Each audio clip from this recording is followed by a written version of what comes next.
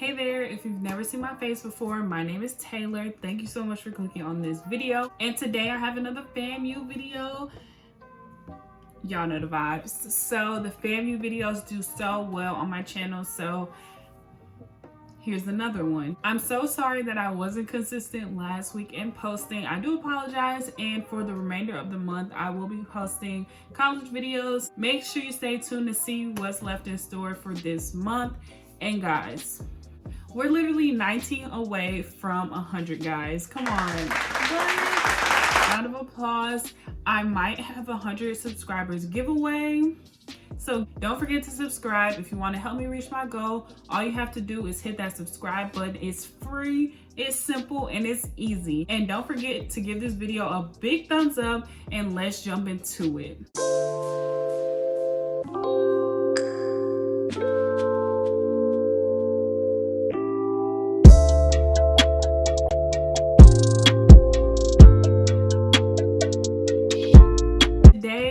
Going to be talking about my FAMU experience because it is definitely an experience, and it's one that a lot of people want to know, is it truly worth it? If you're interested in hearing about my experience, make sure you keep on watching. I'm going to start from the very beginning, from when I first started applying to college till present day, how I feel. So to start, I applied to about 12 schools. Had a mix. I did apply to quite a few PWIs, and then I did have HBCUs that I applied to as well. It's actually very ironic that in 10th grade, I made a PowerPoint about FAMU. It was for this like computer class, and I had to present about a college and basically tell its history, tell everything there is to know about that university. And I picked FAMU, and I just recently found that PowerPoint, and it was actually crazy. Before, I always dreamed of like going to school in California or Florida. I really wanted to go somewhere that was like sunny and beautiful, and that's what I envisioned for myself. So FAMU was the Florida school that I decided I wanted to apply for. I started the application process for college, and FAMU was a major school on there for me. But FAMU was like at the top of my list, but I hadn't seen the school. So it was really hard for me to really focus on FAMU. I was really focused on other schools. I went on quite a few college tours. If I have some footage, I'll definitely insert it. And I'll insert some footage of my FAMU tour, of course. Is that lit every day? Yes, ma'am. It never goes out.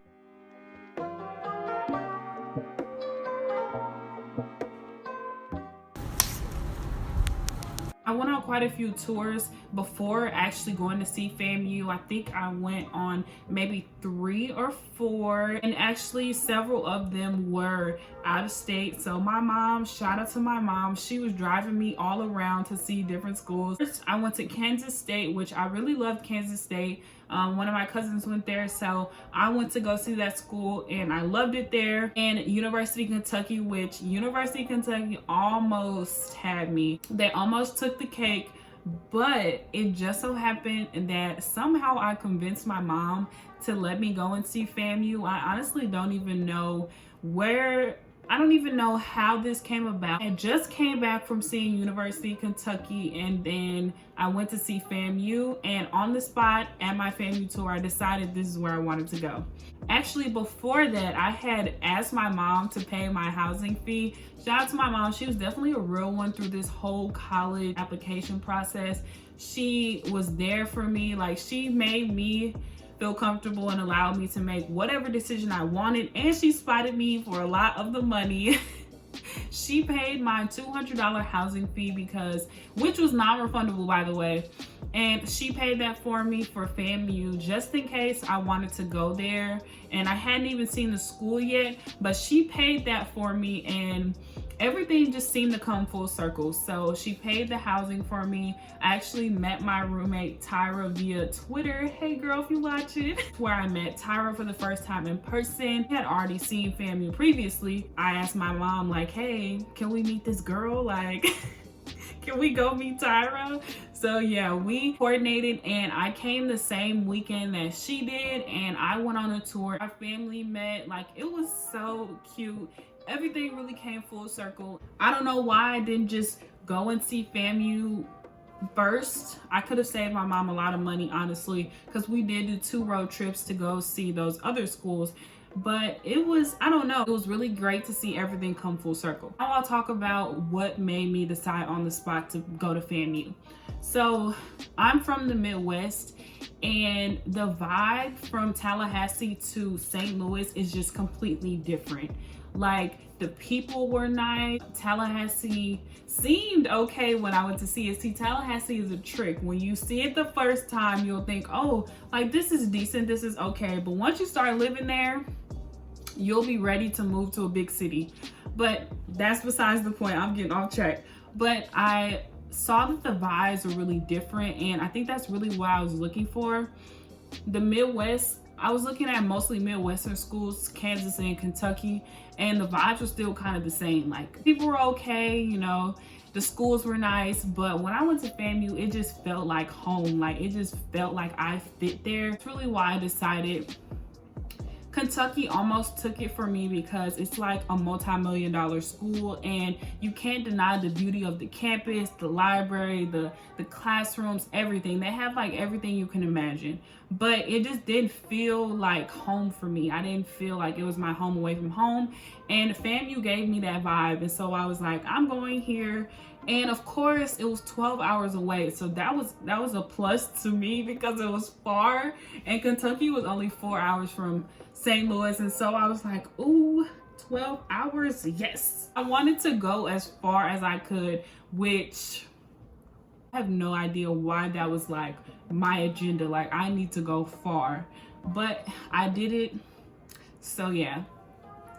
From there, it was really just meeting people. Once I decided that I wanted to go to FAMU, I finalized my housing. I started to do more research about FAMU. I did orientation. Orientation was such a good time. I'm so sorry to FAMU 24 that you won't have the traditional orientation, but still try to connect with people. But yeah, orientation was during the summer, and then after orientation was move-in. I have a video about moving out of state, but just to summarize it, move-in was hard. It is hard. Moving from St. Louis to Tallahassee was a struggle. It definitely was. But of course, I had my mom to help me get through it, and I did it. We got through, and it was good. Living in the dorm, I would rate it about a 7 out of 10. I'd say a 7.5 out of 10. The 10 being the best experience ever. And I say 7.5 just because I had never lived with so many other people. I have siblings, but they're so much older than me. We didn't grow up like together in the same house. So it's mostly just been mom and I in the house for several years. So going off to school, I had a roommate. That was like new, adjusting to that. And then having other people, I don't know how to explain it. There's so many other people on your floor, and you can't control them. And sometimes they're really noisy and loud, and sometimes that would frustrate me. Just was annoyed sometimes because I was like, I'm spending all this money for this dorm and people literally suck. Sometimes the showers were cold, like it was just minor things. But I would say as a whole, my experience was really good. I loved living in the dorms and having my friends so close by. That was like the best experience for the first year. I loved that. Having your friends live so close was such a good time, and it just helped with being comfortable on campus and comfortable in college. You're away from home, so having people close by was good. Tyra and I definitely struggled because the people above us were noisy a lot of the times, and it really only started second semester, and I don't know why. Spring semester, I have no idea what changed from the first semester, but spring semester they were so freaking loud, and I just don't know what happened that they were so loud. Tyra and I even wrote them letters before and were like, we hear you, you're loud, please stop. And it still went on. So those are things that you have to think about.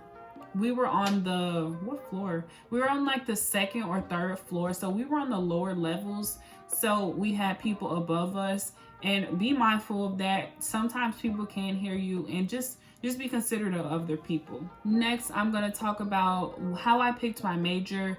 I knew that I wanted to go into healthcare, and when I applied to college, I applied with the same major everywhere. So my major is biology pre-medicine, but actually when I applied to FAMU, it was kind of screwed up. It was like allied health, which wasn't what I originally wanted. I guess I got confused with how they categorized it, so I did have to end up changing it, and all I did was a form. So on my acceptance letter, they had allied health, which was not what I wanted. I don't know why I was confused about that, but yeah, that happened. So I ended up changing it to biology, which is now College of Science and Technology and not allied health. Now, advisors and picking classes, guys. Okay, having a good advisor is very, very important, but it's also important for you to know your curriculum. So at orientation, they did give us 2 different curriculums. It was the pre-med track and then the pre-dentistry, and also the generic biology degree, which is definitely different. So if you are trying to do the pre-med track, so you are categorized with that pre-med, because the tracks get a little bit different after the second year, after your gen eds. So make sure you're being very specific on those tracks. Sometimes advisors aren't very truthful with how hard classes can be. They don't tell you the full extent of how heavy the workload can be. Honestly, they try to make it seem like, oh, it won't be that bad, but trust me, it definitely is that bad. And FAMU does their curriculum different than a lot of schools, and I think that has to do with because our biology and chemistry department isn't like the top one for undergrad. If you're looking for like a science school, you'll definitely want to look at Xavier or something else that is more geared towards that. So FAMU's science department is definitely lagging behind, and their advisors reflect that, unfortunately. So the advisors don't really steer you correctly, but knowing your curriculum will help you to avoid any mishaps. So if you really know your curriculum and you know yourself and what you can handle, you'll have a better chance of letting your advisor know, like, hey, I'm not taking all these classes because I know I can't handle them. My mistake freshman year, I didn't understand that there was a lot that goes into transitioning your first year. Like everyone talks about the transition, but I didn't think about how much of a transition it would be, just like emotionally and just like mentally. You have to think about those factors when you're making your schedule for that first semester, because ultimately that first semester will set the tone. So you want to make sure that you're speaking up and you're not putting on too much for yourself. Honestly, if you're a pre-med major or any science major at all, I would not suggest more than 14 hours. And to some, that seems like it's too little, but trust me, you can graduate in 4 years not taking more than that, okay? If you can stay under 14 hours, I really suggest that you do.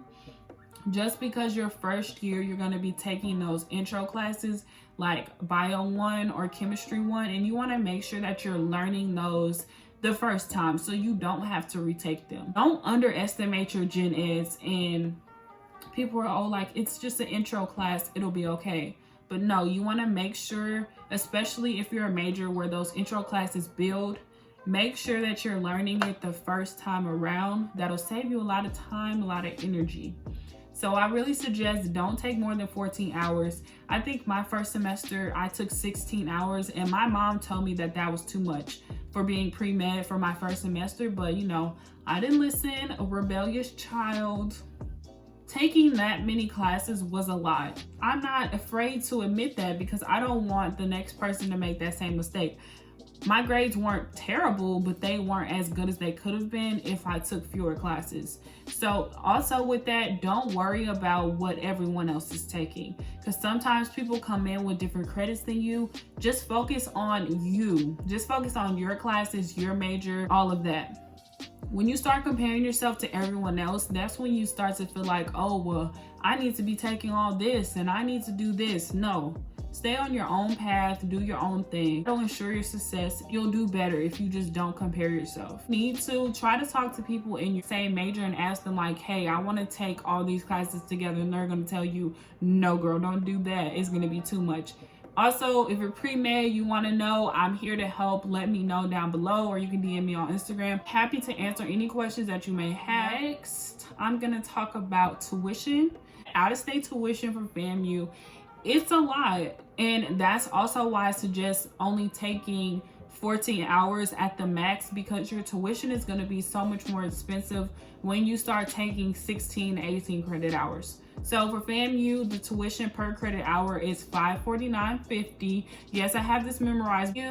Financial aid is slow. They're like centuries behind the rest of the world. So if you need something done in a timely manner, make sure you stay on them. If you can go to your financial aid office, make sure you're staying on top of them. Make sure you keep documentation of everything.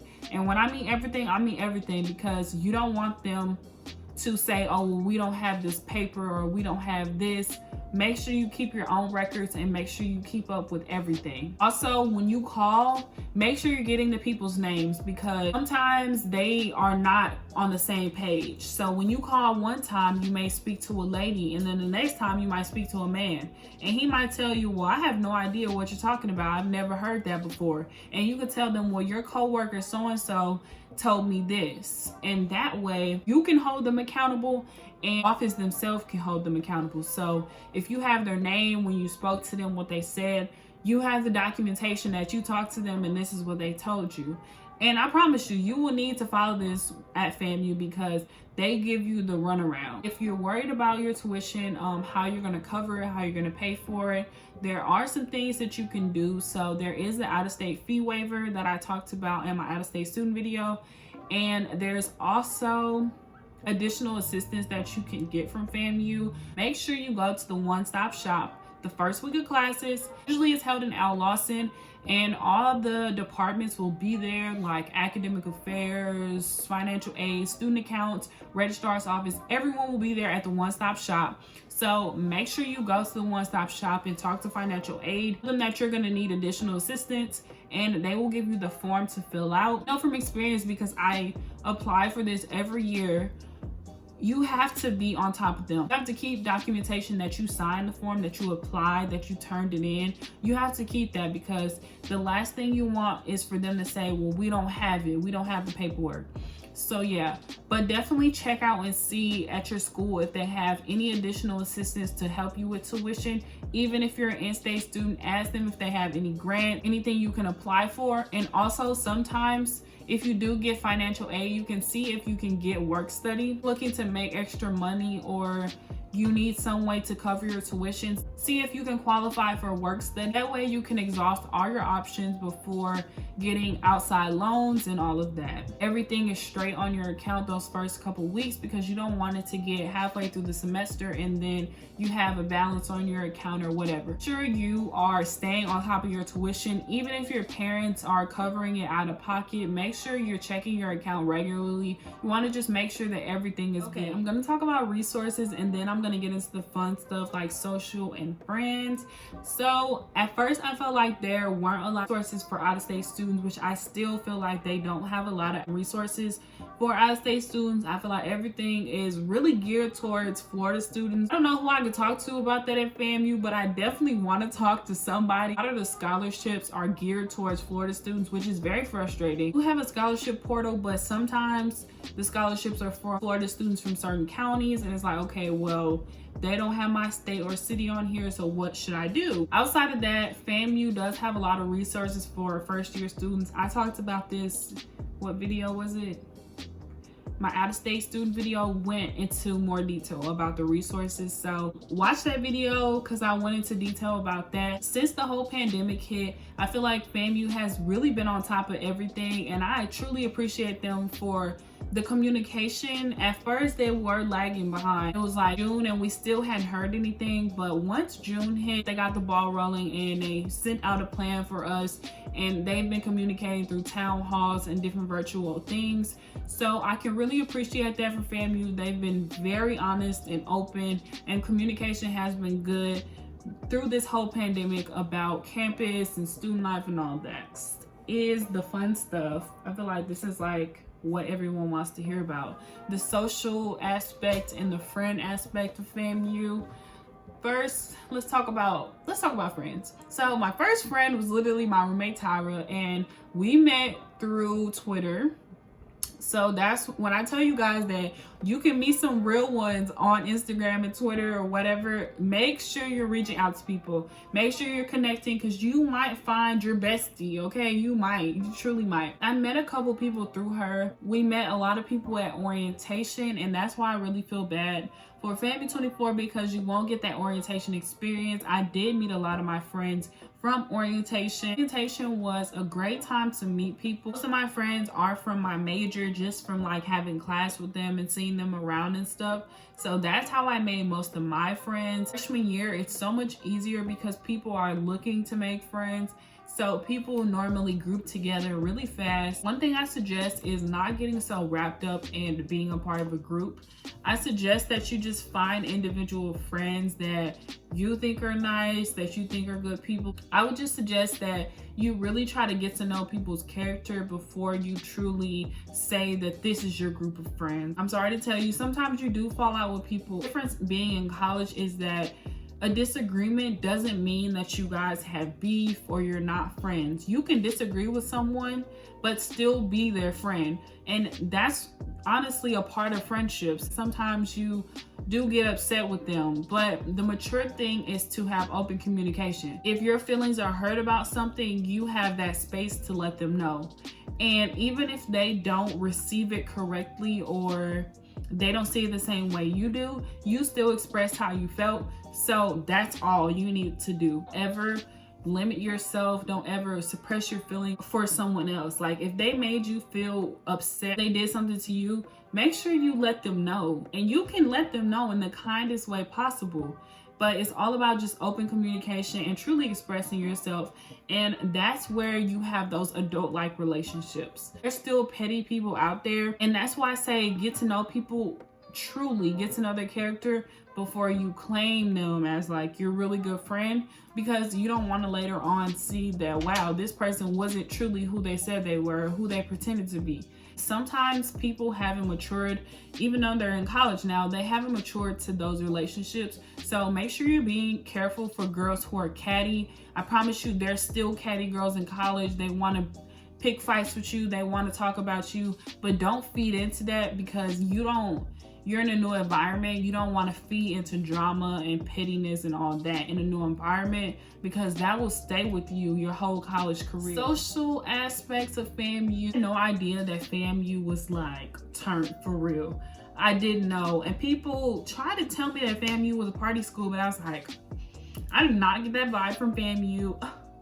Like, I was like, I just did not want to hear it. I was like, FAMU is not a party school. I did not get that vibe. I don't know what you're talking about, but baby, let me tell you, it's a party school for sure.